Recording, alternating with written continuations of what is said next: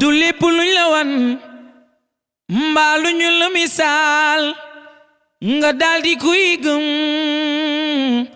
delu déek looy lu weesu teey may sa biigi kumba faalo ndigal faal jàmbaari lislaam